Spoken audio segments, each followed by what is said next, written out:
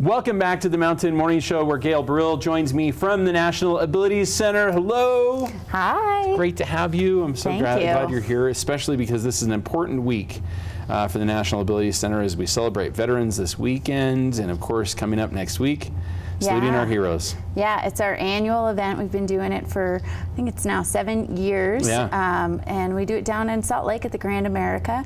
And it's a great tribute to our veterans. You know, it's one of my favorite events. We have every branch of the service represented there.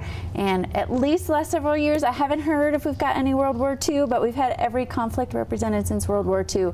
So we love to have those veterans there, also active duty, military join us. And it's just a great day to kind of reflect and give back and honor those that give so much to our country. I'm looking forward to it. I'll be in service dress for that event for sure, and I can hardly wait. It is an important event every year that I look forward to. I remember when it was just a handful of people in a room. Yeah. And I'm not joking, it was like 50, I think. Yes. The first time. The first year was 50 people, and we were pretty excited about that. And we think we'll be, you know, probably around 600 or so folks this year, maybe a little bit more. It's just been a great opportunity. The state has really gotten behind us, so the governor will be there and join in as well in the celebrations, and then we've got some great speakers lined up. You know, the National Ability Center has risen to such importance in this country, honestly, the whole country, which is the point here. I think we see that with that kind of participation, that it is a highlight, is a hallmark of this great state and what we do to help people here. It's amazing. Yeah, so we serve obviously individuals of all abilities from around the country and around the world. On the military side, same thing. So we serve a local veteran population, as well as active duty. We also see a lot of veterans that are coming in from all over our country.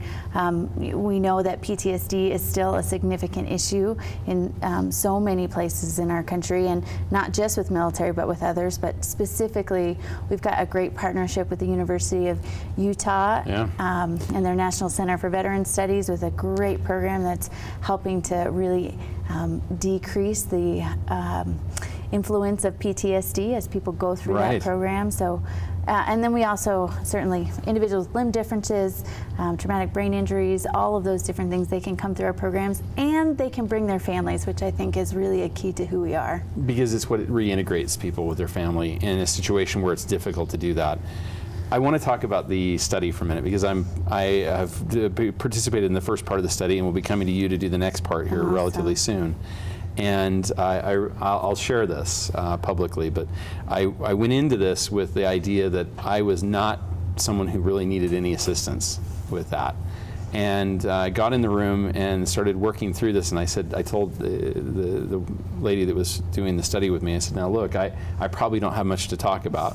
And I'm a little concerned I'm not really a good candidate for you. And she said, well, we need a baseline too. So if you don't have a lot of PTSD, that's great. And about maybe 2 minutes into it, 3 minutes into the form that I'm filling out of what things have happened, she held it back up to me. She said, for somebody who doesn't have much to talk about, you've sure got a big black form here. Wow. And that was a moment, I think, an awakening of like, wow, yeah, there's some stuff to talk about.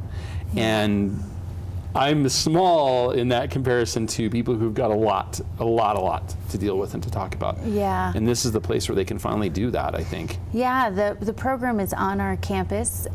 It's been about a 10-day program, but they're trying to move it closer to even 5 days to make it easier for more veterans to participate in, and they're showing a 76% reduction in PTSD. So of the candidates that come in with high level of PTSD, 76% of them leave without those same levels. So they are pretty provided the opportunity to go forward and have tools.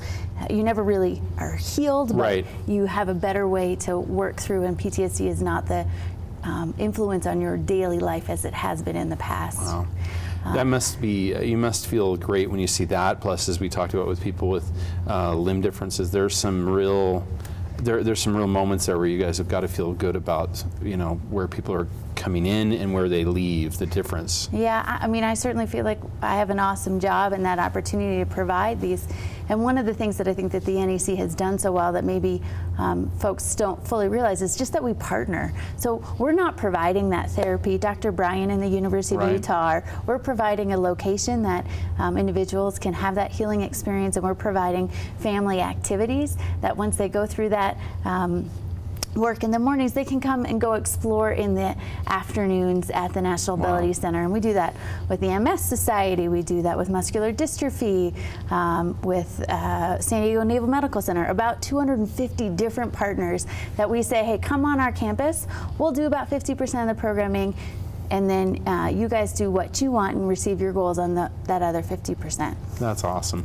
I want to take a quick break, come back and talk about the event coming up, Saluting Our Heroes. So we'll take a quick break here on the Mountain Morning Show, come back with more with Gail Burrill and the National Ability Center right after this.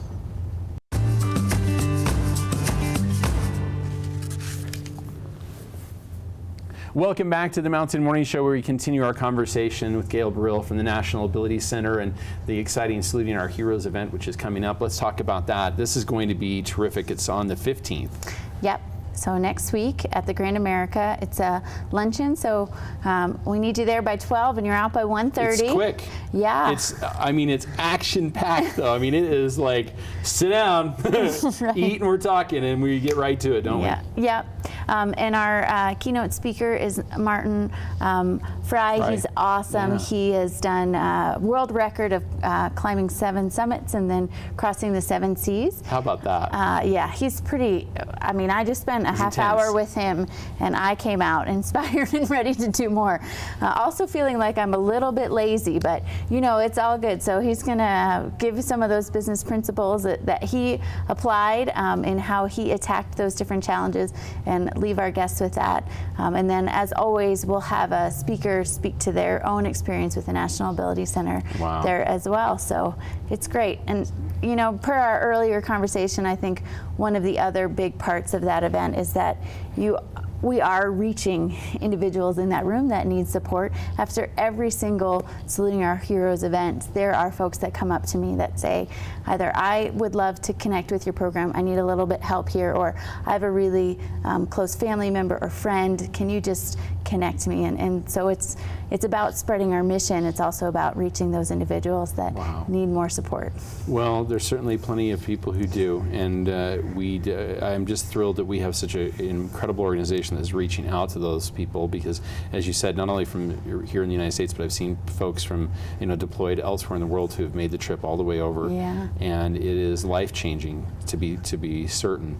But in general, the work that's continuing to go on at the National Ability Center is for all who need assistance, and that's what it's really all about, isn't it? Yep. We are for everybody, and we also certainly need a community to make our mission happen. Right. So you do not need to be a veteran to attend. You just need to care and want to be a part of it. Go to our website at discovernac.org, and you can register for there for the event. There's not a ticket cost, but we do ask for a donation when you come to the event in order to help our programs continue to grow. Indeed. So, but we need your name in advance, because it's possible that we will sell out this year. Almost guaranteed. We have before. Yes. So that's awesome. Well, from 50 people all the way to 650, it's impressive for sure. You. Of course, the biggest thing you can do too is just all of the time be available to participate in what the National Ability Center does, either as a volunteer or especially when we come up on Live PC, Give PC, give generously and give it to the National Ability Center. That money will be welcomed and certainly used to help so many people, and it affects you indirectly as well. Yeah, that's a great point. Yeah, indeed. Much more to come here on the Mountain Morning Show right after this.